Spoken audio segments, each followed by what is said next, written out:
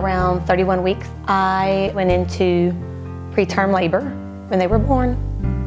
Hayden was 3 pounds, 5 ounces, and Bryson was 3 pounds, 10 ounces. They immediately went to the NICU. I never saw them. They were born on Saturday at like 9:28 p.m. I didn't see them until the next day. People brought pictures on their cell phones and showed them to me, like they looked like they were really big because the way they were on the pictures. But the next day when they said it was okay for me to go in there, when my husband pulled me up to Hayden's bed first, when he pulled me up there, I thought this couldn't be the right kid. Like this wasn't the kid that was in the pictures. This one's little and sick. This is not the same kid. Bryson was there for about 5 weeks. And Hayden was there for a total of 109 days, for right at 4 months.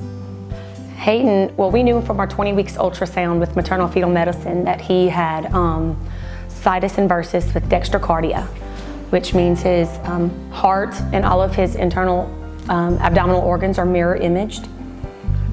They could never find his little stomach in an ultrasound.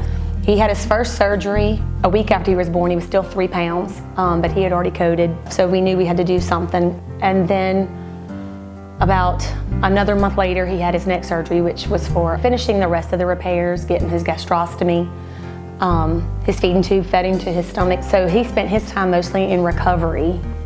He was just definitely not stable enough to come home like Bryson, who had just the basic prematurity issues. But after the 4 months, he was able to come home. The last day for Hayden was really, really scary for me. When Bryson came home, you know, he was early and he had a little apnea machine, and I kind of had that back up, but being that Hayden was much more medically fragile, it was just scary to know that there weren't going to be nurses there 24/7 monitoring him, and this was going to be on me and my husband, making sure that everything's done right and all the equipment is correct and we're doing everything we're supposed to do. So it was really, really scary. We didn't sleep. There were many, many nights that we didn't sleep.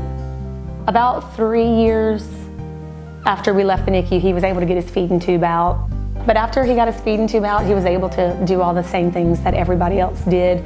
We go to the fishing camp and he could jump into the river water and swim and do all those things again. He's little, but he's a fighter.